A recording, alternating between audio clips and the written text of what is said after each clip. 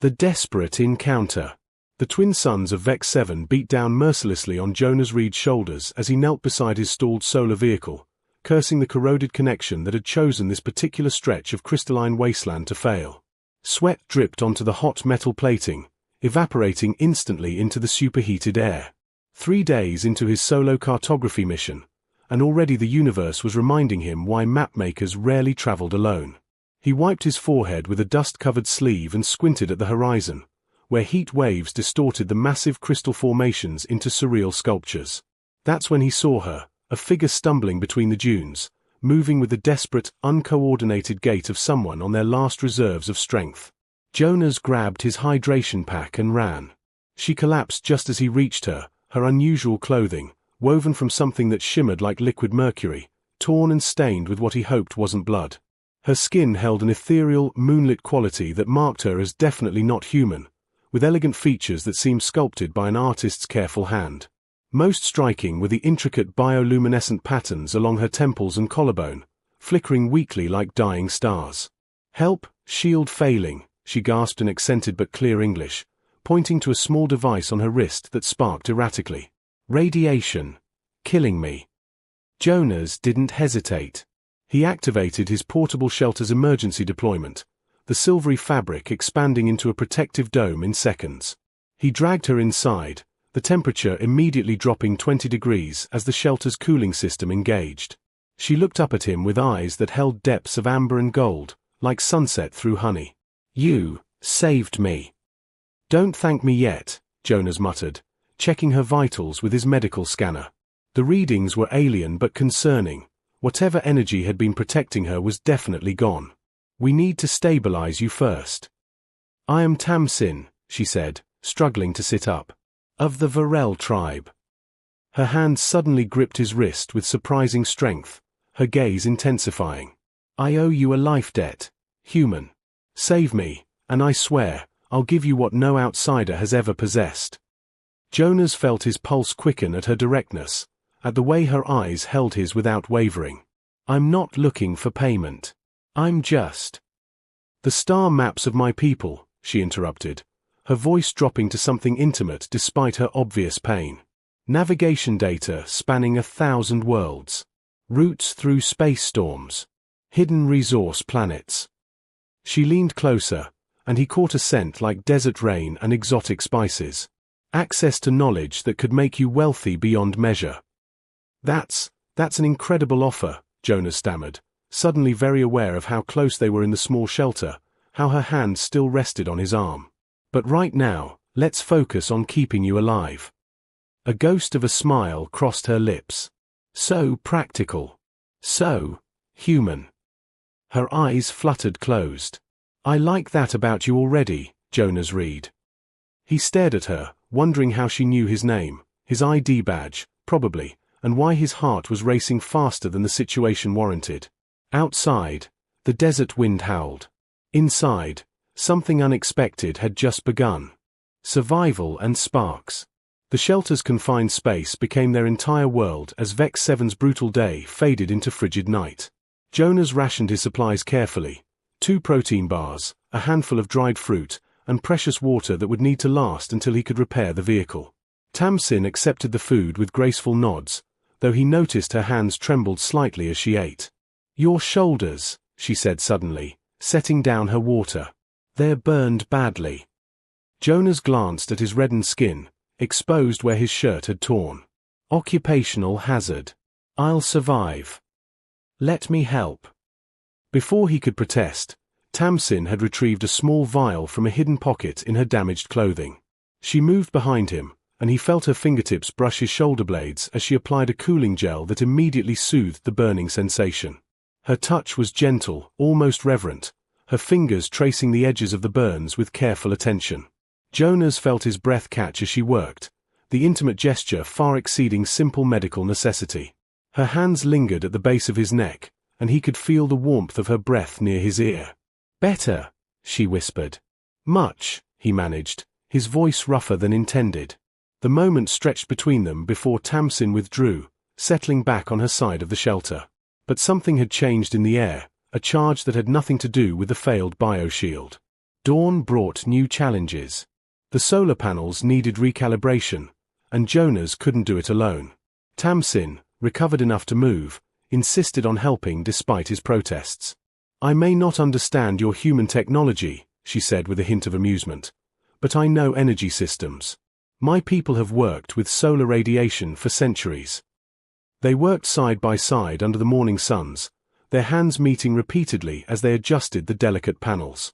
Each accidental touch sent small jolts through Jonas, the brush of her fingers against his palm, the press of her shoulder against his as they leaned over the same component, the way her hair fell forward and tickled his cheek when she bent close to examine his work. "You're good at this," he said, genuinely impressed by her quick understanding. "You're a patient teacher." Her eyes met his, holding a warmth that had nothing to do with the desert heat. "That's rare." They were so focused on the repairs that neither noticed the approaching danger until the sand around them began to shift. Jonas looked up to see 6 crystalline scorpions emerging from the dunes, each the size of a large dog, their translucent bodies refracting the sunlight into deadly rainbows. Their stingers dripped with venom that hissed when it touched the sand. "Get behind me!" Jonas shouted, grabbing his plasma cutter. "I don't hide," Tamsin shot back, snatching a metal rod from the vehicle's toolkit. The creatures attacked in a coordinated rush. Jonas fired the cutter at the nearest one, the beam slicing through its crystalline carapace with a satisfying crack. Beside him, Tamsin moved with fluid grace, using the rod to deflect stinging tails and strike at vulnerable joints. They fought as if they'd trained together for years, each instinctively covering the other's blind spots. When one scorpion lunged at Jonas from behind, Tamsin was there, driving her makeshift weapon through its thorax. When 2 more circled Tamsin, Jonas positioned himself at her back, their bodies pressed together as they faced outward. The battle lasted only minutes but felt like hours. When the last creature retreated into the dunes, Jonas and Tamsin stood breathing hard, still pressed back to back in defensive position. Slowly, they turned to face each other. Adrenaline made everything sharper, the golden flecks in her eyes, the rapid rise and fall of her chest, the way her lips were slightly parted as she caught her breath.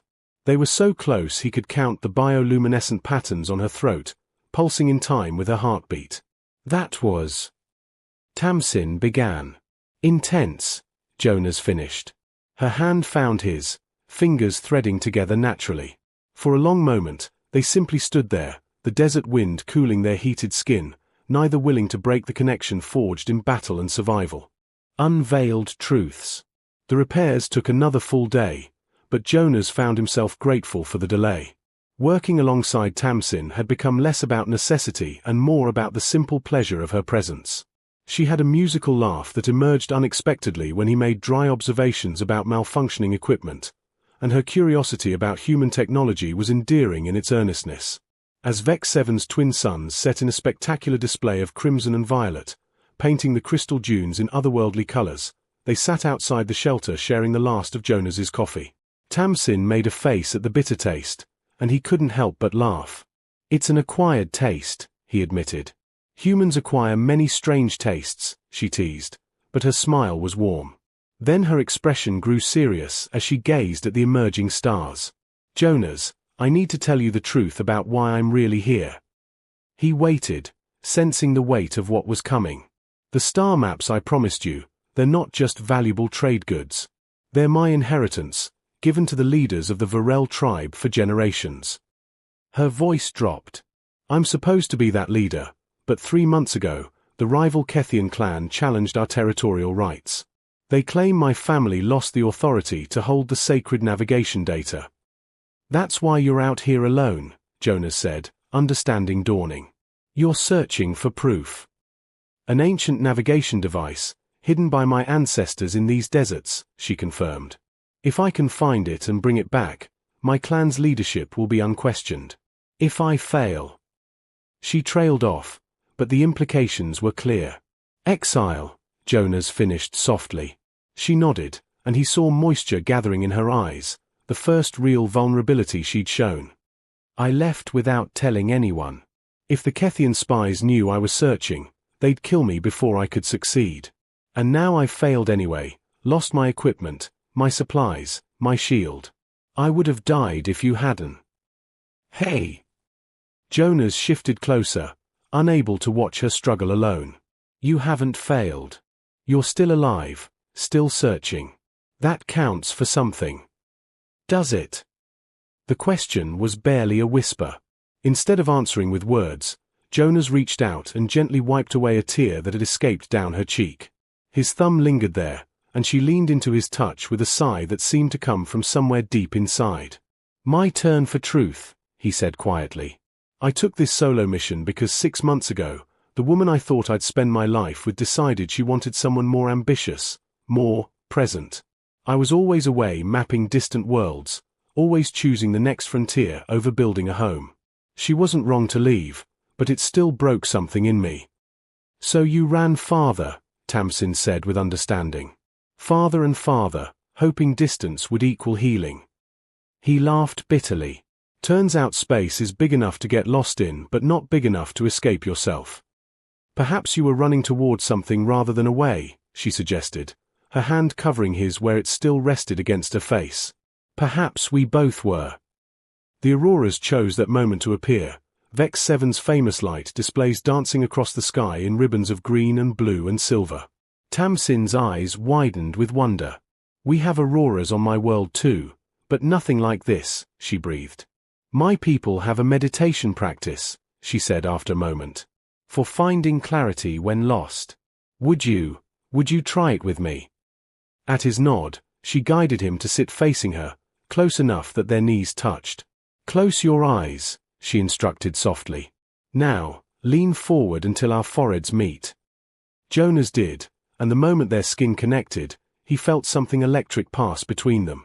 Her hands came up to rest gently on either side of his face, and he mirrored the gesture, his palms warm against her cheeks. Breathe with me, she whispered. In, out, in, out. Their breaths synchronized, and in the darkness behind his closed eyes, Jonas felt barriers dissolving. This was more than meditation, it was connection on a level he'd never experienced, as if their thoughts and feelings were flowing between them through the simple contact of skin and breath. Time became meaningless. When they finally opened their eyes, still forehead to forehead, Jonas saw his own wonder reflected in Tamsin's amber gaze. Her hand slid down to find his in the space between them, their fingers intertwining naturally. Neither spoke, afraid words might shatter whatever fragile, beautiful thing was building in the desert night. Above them, the auroras danced on. The forbidden touch. Morning brought unwelcome news delivered by Jonas's weather scanner. A massive sandstorm forming over the eastern dunes, heading directly toward them. The vehicle was operational, but the storm would hit within hours, moving too fast to outrun. We can weather it in the shelter, Jonas said, already activating the reinforcement protocols. It'll be rough, but we'll survive. Tamsin helped him secure everything outside, and they barely made it into the shelter before the first wall of sand hit. The structure shuddered under the assault, and Jonas quickly engaged the anchoring system, metal stakes driving deep into the ground to prevent them from being swept away. The howling wind was deafening, the shelter's fabric walls rippling under the relentless barrage. Emergency lighting cast everything in a dim red glow, and the space seemed even smaller than before. How long will this last? Tamsin asked, trying to keep the nervousness from her voice. Could be hours. Could be until morning. Jonas checked the shelter's integrity readings. We're safe, though. This thing was designed for worse conditions than. A particularly violent gust made the entire structure lurch sideways, and Tamsin stumbled into him. His arms came up instinctively to steady her, and suddenly they were chest to chest, her hands gripping his shoulders for balance. Sorry, she breathed, but she didn't move away. Neither did Jonas. The storm raged outside, but inside the shelter, time seemed to slow. He could feel her heartbeat against his chest, rapid and strong. Her eyes searched his face in the red-tinged darkness, and he saw the same question in them that was echoing through his own mind. Jonas, she whispered, I need to tell you something. What? That offer I made, about the star maps, the payment for saving me, it wasn't the whole truth. Her voice trembled slightly. From the moment I saw you running toward me across the sand, when any sensible person would have stayed away from a dying alien, I felt something I've never felt before. My people have words for it, but they translate poorly.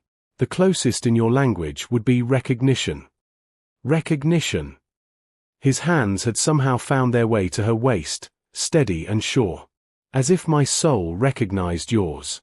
As if we were always meant to meet in this desert, on this planet, in this moment. She laughed softly, self-consciously. I know how that sounds. We've known each other less than 2 days. It's impossible and illogical, Anne. Jonas silenced her by closing the distance between them, his lips finding hers in a kiss that tasted of desert dust and desperate hope.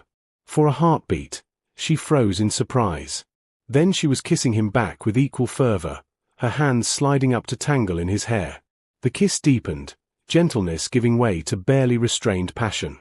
Jonas backed her against the shelter wall, careful despite the urgency singing through his veins. Her hands explored the planes of his back, and he marveled at how perfectly she fit against him, as if their bodies had been designed to align exactly this way. Is this okay? He murmured against her lips, giving her every chance to stop. More than okay, she breathed, pulling him back to her. I want this. I want you. They sank onto the sleeping pad together, a tangle of seeking hands and whispered confessions. Jonas traced the bioluminescent patterns on her throat with his lips, feeling them pulse brighter under his touch. She gasped his name when he found particularly sensitive spots, and he committed each sound to memory. Tamsin's hands were equally curious, exploring the differences and similarities between their bodies with wonder. When she pressed her palm over his heart, feeling it race, she smiled against his shoulder. The same, she whispered.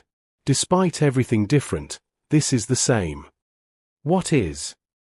Jonas asked, dizzy with sensation. The way hearts speak the same language.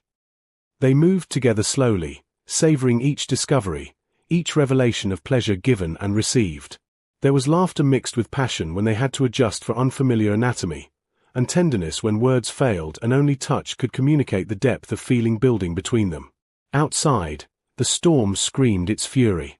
Inside, two souls found unexpected shelter in each other. Later, as they lay intertwined under Jonas's emergency blanket, Tamsin traced idle patterns on his chest. My people have laws about this, she said quietly. About bonding with outsiders. Regrets? Jonas asked, though his heart clenched at the possibility. None. She lifted her head to look at him directly. But there will be consequences. My clan, they won't accept this easily. Then we'll face them together, he said, surprising himself with the certainty in his voice. If you'll have me. Her answer was another kiss, softer this time but no less meaningful. As sleep claimed them both, still wrapped in each other's arms, the storm outside began to fade.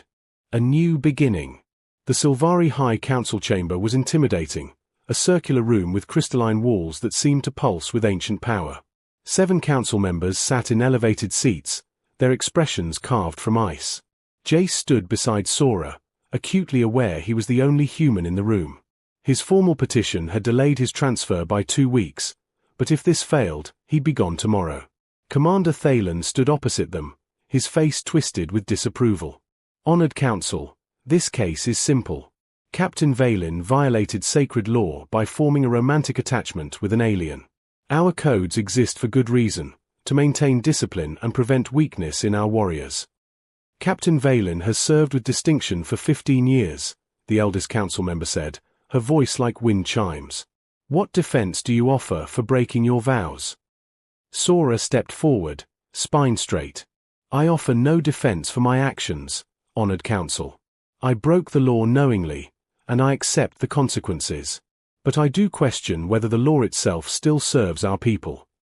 Murmurs rippled through the chamber. Such direct challenge was nearly unheard of. Explain yourself, another council member demanded. Our isolation laws were written when we feared contamination from other species, when we believed contact would weaken us. Sora's voice rang clear and strong. But we've been part of the Galactic Alliance for 50 years now. We fight alongside humans, trade with them, live beside them. How can we claim they weaken us when they've proven themselves worthy allies? This is about more than alliance, Thalen interjected. It's about maintaining the purity of our warrior culture. With respect, Commander, purity through isolation is stagnation. Sora gestured to Jace. During the recent pirate attack, this human and I saved 12 lives working together. Our connection didn't compromise my effectiveness, it enhanced it. I fought harder, thought clearer, because I had something precious to protect. Love makes warriors vulnerable, Thalen insisted. Does it? Jace found his voice, stepping forward despite his nerves. Honored Council, may I speak? The eldest member inclined her head. Proceed, human. I'm just an engineer, not a soldier. But I've watched Sora lead her troops, and I've seen how they follow her. Do you know why? Not because she's ruthless or cold. It's because she cares about them. She remembers their names, their families, their hopes. His voice grew stronger. That capacity to care, that's not weakness. That's exactly what makes her an extraordinary warrior. Silence fell over the chamber. The council members exchanged glances, communicating in subtle ways Jace couldn't interpret. You ask us to overturn centuries of tradition, the eldest said finally. What exactly do you propose? Sora took a breath. Amend the law to allow warriors the freedom to form relationships as they choose, with accountability for maintaining their duties. Trust your warriors to be strong enough to balance both love and honor. And if we refuse? If we uphold the law and exile you? Then I accept exile with honor. Sora's voice didn't waver. I will never regret loving someone worthy of love. If that makes me unfit to be Sylvari in your eyes, then perhaps I no longer understand what being Sylvari truly means. The council deliberated for hours. Jace and Sora waited in an antechamber, hands clasped together, neither speaking. What was there to say? They'd given everything they had. Finally, they were summoned back. The eldest council member stood. Captain Valen, we have reviewed your service record, the testimonials from your squad, and the evidence of your conduct during crisis situations. We have also considered the changing nature of our society and our place in the galaxy. Jace's heart hammered so hard he thought everyone could hear it. While we cannot condone the breaking of established law, we acknowledge that perhaps this law no longer serves its intended purpose. Therefore, we are issuing an official amendment. Sylvari warriors may engage in romantic relationships with other species, provided such relationships do not demonstrably compromise their duties. Relief flooded through Jace, but the council member wasn't finished. However, Captain Valen, your deliberate violation of standing law cannot go without consequence.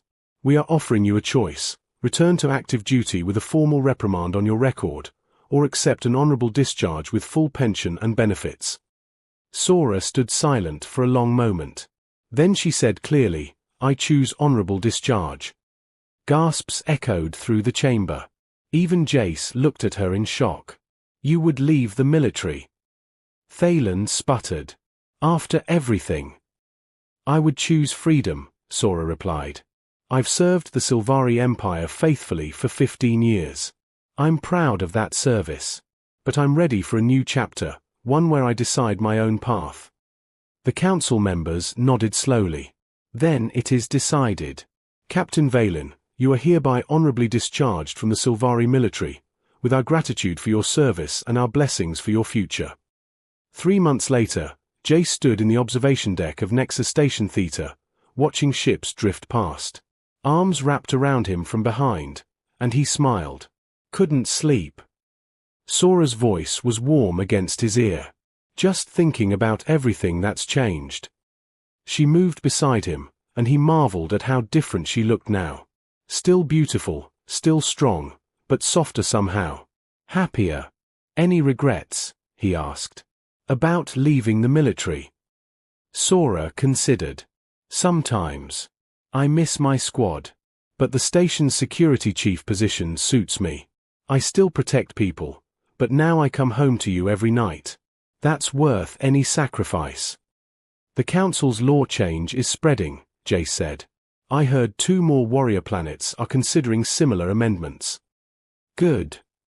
Sora leaned her head on his shoulder. Maybe someday love won't be seen as weakness anywhere. Maybe someday we'll just be normal. Jace laughed. There's nothing normal about us. A human engineer and a legendary warrior who collided in a docking bay and accidentally fell in love. The best accident of my life. She turned to kiss him softly. Though I still maintain you should watch where you're going. And I maintain it was destiny. Destiny. Sora smiled that smile he loved, the one reserved only for him. Perhaps you're right. After all, how else could something so improbable turn out so perfect? They stood together, watching the stars, two souls who'd found each other against impossible odds. The collision that changed everything had become the beginning of everything.